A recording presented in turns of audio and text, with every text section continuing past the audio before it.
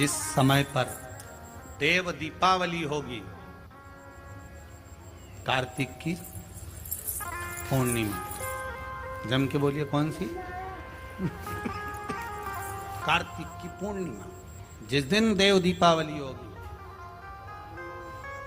जिस दिन नाग दीपावली देव दीपावली मनाई जाएगी, दिया प्रज्वलित करने के बाद जब दीप ठंडा हो जाएगा, उस ठंडे दीप में, ठंडा होने के बाद दिया जब ठंडा हो जाता है, बाती लगाने के बाद उसमें जो तेल रह जाएगा, बाती का अंश रह जाएगा, उसके फल से, कार्तिक महीने के फल से तेरी गति सवरेगी और तू नारायण के धाम में सदा विराजमान रहेगा। उस कार्तिक की पूर्णिमा के दीप की जली हुई बाती के भी पुण्य का भाग गजेंद्रासुर को मिल गया। कार्तिक महत्तम का इतना प्रमाण है महाराज। कार्तिक महत्तम सुख है। हम फिर निवेदन करेंगे, कार्तिक के महीने में आप कुछ नहीं कर सकते तो कहीं पीपल की जड़ के नीचे, कहीं आंवले की जड़ के नीचे, कहीं बेलपत्री की जड़ के नीचे आप जाकर उस वृक्ष के नीचे दीप जरूर लगाओ, जलाइए।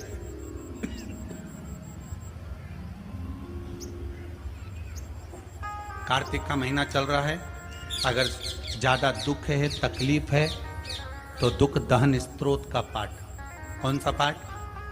दुख दहन स्त्रोत का पाठ आप इन 3 वृक्ष में से, आंवला हो, पीपल हो, चाहे बेलपत्र हो, इन 3 वृक्ष के नीचे कहीं पर भी बैठकर आप उस पाठ का स्मरण करो, घी का दीप लगाकर। बाबा चाहेगा मेरा विश्वनाथ तो आपके दुख को नष्ट करेगा और सुख का आनंद प्रदान करेगा। दुख दान स्तोत्र।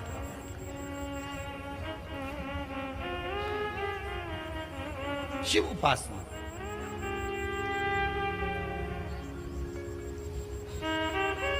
सात पुष्प, कितने फूल?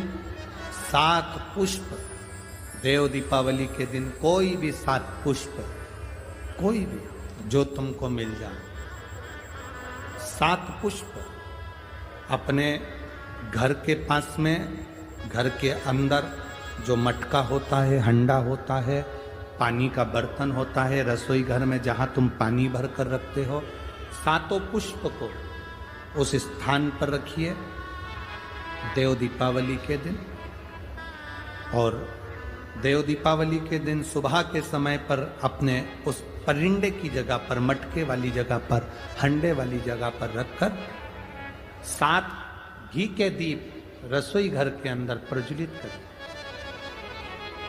7 दीप की पूजन करिए और पूजन कर कर वो 7 पुष्प जब दीप ठंडे हो जाएं, पूर्ण तरह से आनंद के साथ सुबह के समय जब आप पूजन कर लें, उन 7 पुष्प को दिन भर में से कभी भी देवाधिदेव महादेव के दरवाजे पर, शिव के दरवाजे से मतलब है शंकर के ऊपर, अगर शिव के मंदिर नहीं जा सकते तो बेलपत्री के नीचे, बेलपत्री के नीचे भी नहीं जा सकते तो पवित्र नदी के तट पर, या पीपल के वृक्ष के नीचे, या आंवले के वृक्ष के नीचे, वो 7 पुष्प को अपनी कामना कर कर लक्ष्मी प्राप्ति के लिए कुछ देर रख दें।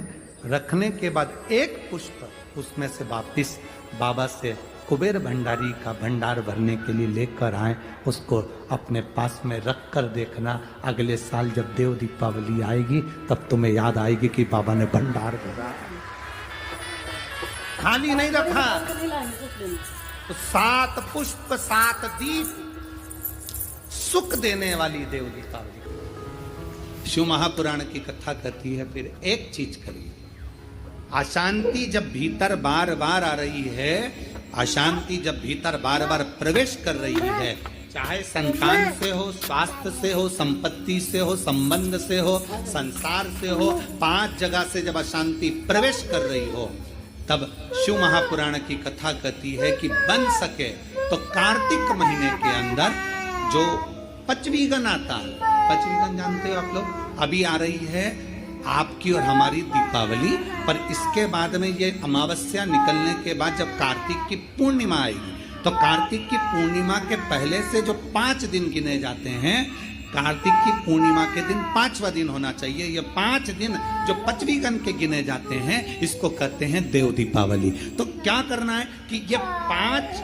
जो अशांति आने के केंद्र हैं, जहां से हमें अशांति मिल रही है, कभी संसार वालों से, कभी संपत्ति से, कभी संसार से, कभी संबंधों से, कभी स्वास्थ्य से, कभी संतान से, ये 5 जगह से जो अशांति आ रही है, तो 5 दिन जो देव दीपावली के आते हैं उसका स्मरण करें। देव दीपावली के समय पर भगवान देव दीपावली के समय पर इसको साधने का प्रयास करें। देव दीपावली के जो 5 दिन हैं, उन 5 दिन में आप अपना क्रम, शंकर भगवान को जब जल चढ़ाने के लिए शिवालय की ओर जाओ, जाते हो रोज? सब लोग जाते हो? हर हर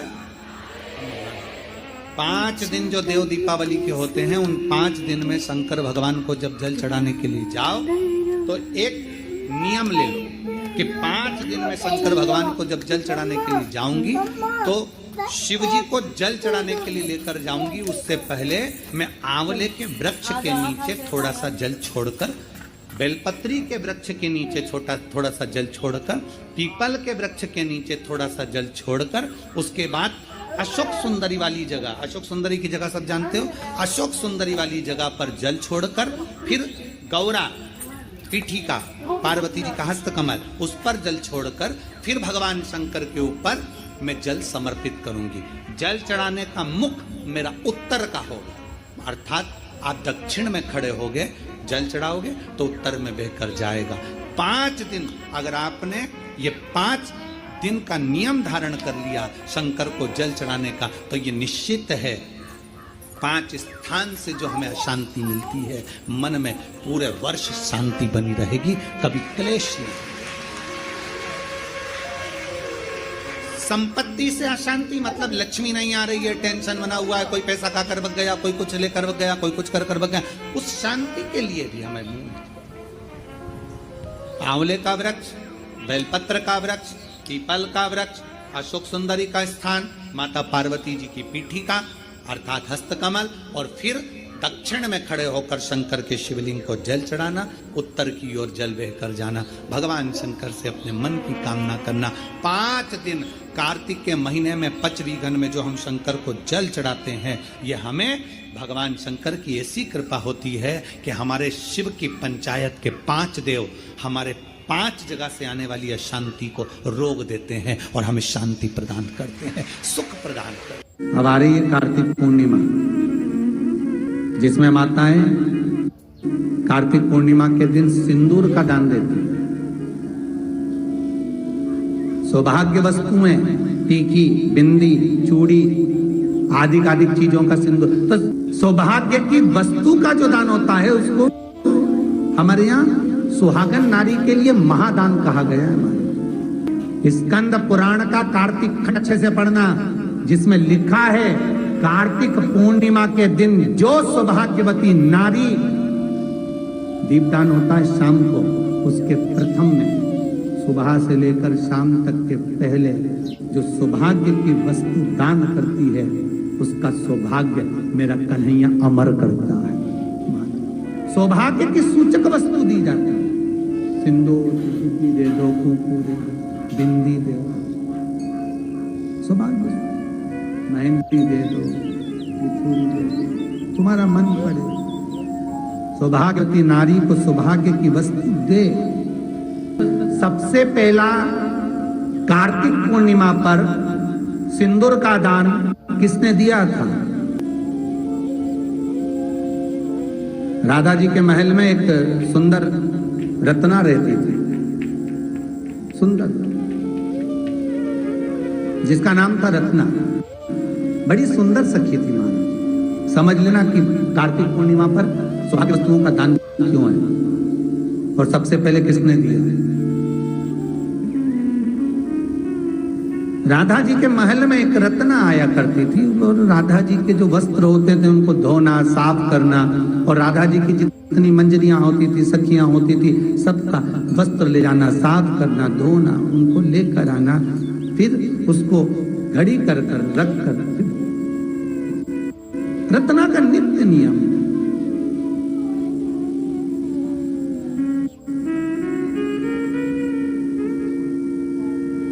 महल से आती, वस्त्र लाती, फिर लेकर चली गई। और 24 घंटे जितना समय वस्त्र धोती, जितने समय वस्त्र का साफ करती, उतनी देर राधा नाम का स्मरण करते रहे। प्रतिदिन राधा जी के वस्त्र धोना, मंजरियों के वस्त्र धोना, सब एकत्रित कर, साफ कर, घड़ी बना, स्वच्छ कर, महल में कर। आज रत्ना ने क्या देखा कि जब वस्त्र रखने के लिए गई ना, तो राधा अकेली बैठी, अकेली।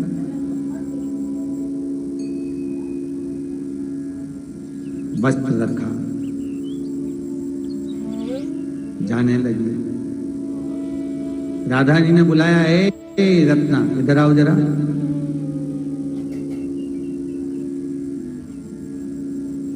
रत्ना जी बोली, हाँ राधा।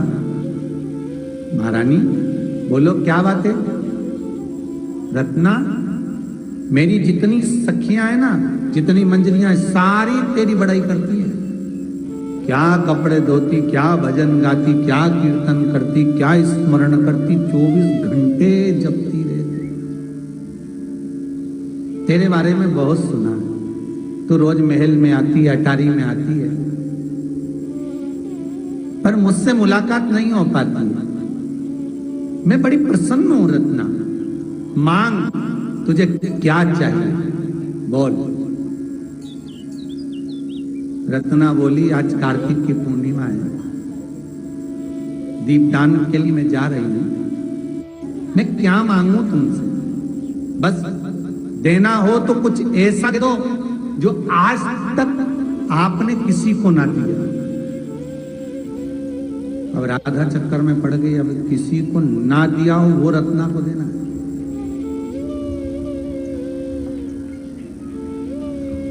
कितने चतुर, अगर देखा जाए ना तो चतुरता इसको ही कहते हैं।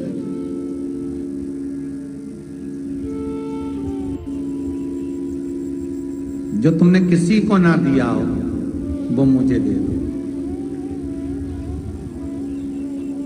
राधा जी ने कहा, मेरे पास में जितनी सामग्री है मैं सबको दे देती हूँ। सोना, चांदी, हीरा, पन्ना, रतन, आभूषण, वस्त्र, माणिक, मोती, महल, अटारी, जो मांगता है उसको दे देती हूँ। पर तू बड़ी गजब है, कपड़े साफ कर कर लाती है और आज कह रही है कि वो दो जो किसी को ना दिया अभी तक। राधा जी ने अपनी मांग में से सिंदूर निकाला और रत्ना की मांग में लगा दिया। आज तक मैंने कान्हा को किसी को नहीं दिया, पर तुझे दे दिया। मांग के सिंदूर को निकालकर राधा अपनी सखी रत्ना जो वस्त्र धोती है उसकी मांग में डाल देती। सब कुछ बांटा मैंने, पर कृष्ण को नहीं बांटा। पर तेरी भक्ति ऐसी है, आज कार्तिक पूर्णिमा पर मैं तुझे क्या दूं, बस यही मांग का सिंदूर देती। तो ऐसे बर को क्या बरो जो जन्मे और मर जाए, बर बरूं मारा सांवरा तुम्हारा चूड़ा अमर। बस राधा कहती है मैंने एक को नहीं बांटा, बाकी का सब कुछ बांट दिया। सोना दिया, चांदी दी, हीरा दिया, पन्ना दिया, आभूषण दिए, वस्त्र दिए, रतन दिए, माणिक दिया, मोती दिया, सोना दिया, चांदी दिया, अंबारियां दी, अटारियां दी, गाड़ी बंगला जो मांगा सब दिया। पर तू ऐसी मिली जिसने कहा जो तूने किसी को नहीं दिया वो मुझे दे दे। बस वो एक ही है जिसका मैंने किसी को नहीं दिया, केवल एक है मेरे पास में जो मैं किसी को नहीं देती। और राधा जी ने अपनी मांग का सिंदूर निकालकर रत्ना की मांग में दे दिया। ये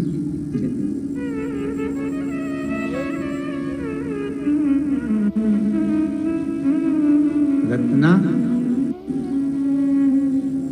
कार्तिक पूर्णिमा का केवल एक दिन, इस पुराण में लिखा है, जरा अच्छे से पढ़िएगा कार्तिक खंड। स्कंद पुराण का कार्तिक खंड अच्छे से पढ़ना, जिसमें लिखा है कार्तिक पूर्णिमा के दिन जो सौभाग्यवती नारी, दीपदान होता है शाम को, उसके प्रथम में सुबह से लेकर शाम तक के पहले जो सौभाग्य की वस्तु दान करती है, उसका सौभाग्य मेरा कन्हैया अमर करता है। सौभाग्य की सूचक वस्तु दी जाती है, सिंदूर दे दो, कुंकू दे दो, बिंदी दे दो, सौभाग्य, मेहंदी दे दो, बिछुड़ी दे दो, तुम्हारा मन पड़े। सौभाग्यवती नारी को सौभाग्य की वस्तु दे। देवाधिदेव महादेव ने कहा, सुनो लक्ष्मी, दीपावली के दिन संसार के मनुष्य दीप लगाकर अपनी दिवाली मनाते हैं। जिस दिन मैंने त्रिपुरासुर का संहार करा, त्रिपुरारी बना, आज सारे देवताओं ने दिवाली मनाई है। सुनो लक्ष्मी, जिसके दरवाजे पर दीप प्रज्वलित हो, उसी दरवाजे के 5 दीप वृक्ष के नीचे, तालाब, बावड़ी, नदी, कुआं के स्थान पर, किसी शिव मंदिर की चौखट पर, अपने घर के बाहर के चौक पर, तुलसी के क्यारे पर, जिसके द्वार से ये 5 दीप निकल कर जाएं, लक्ष्मी तो देव दीपावली के दिन उनके घर में प्रवेश करना, तो वर्ष भर निकल कर बाहर मत जाना, साल भर निकल कर बाहर मत जाना। दीपावली के दिन जितना लक्ष्मी का प्रभाव है, उससे 1000 गुना जाना प्रभाव लक्ष्मी जी का देव दीपावली के दिन होता है। देव दीपावली बहुत प्रभाव।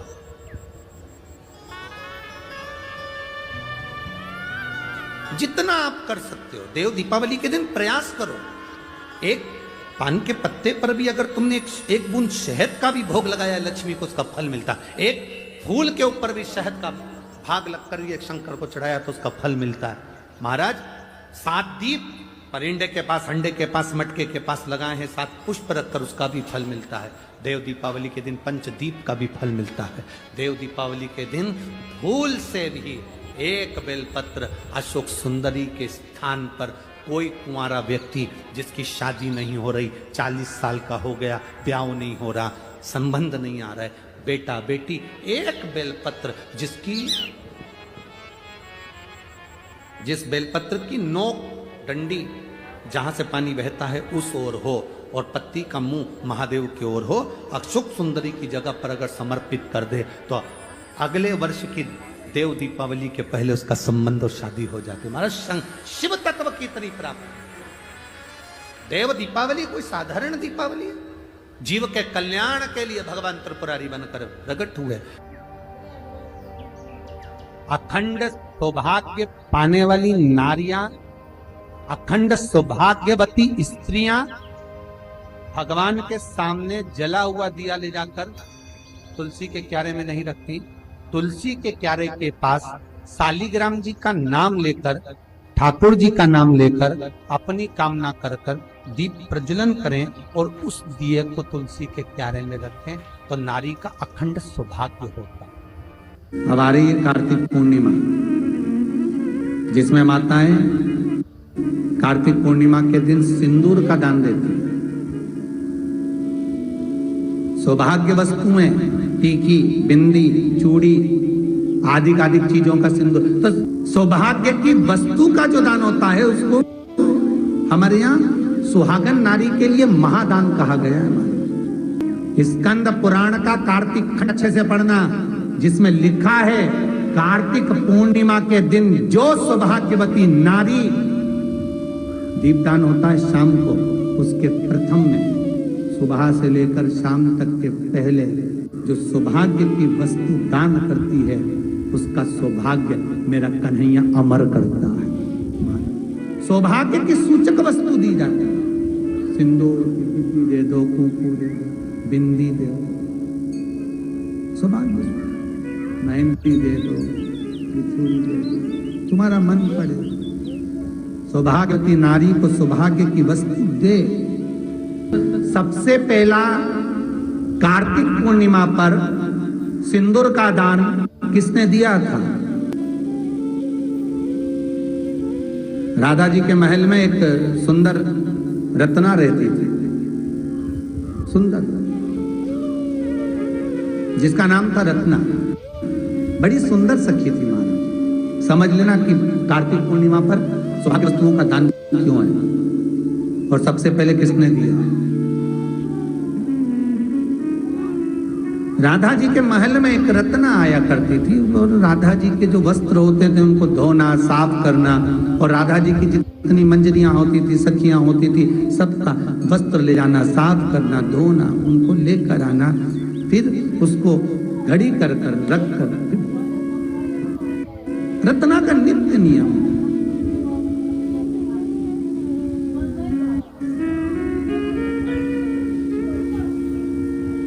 महल से आती, वस्त्र लाती, फिर लेकर चली,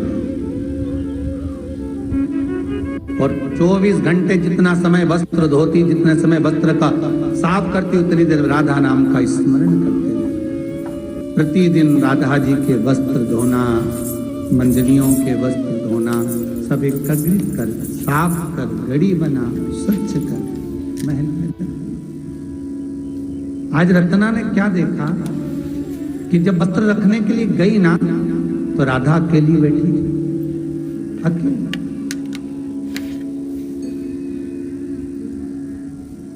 वस्त्र रखा,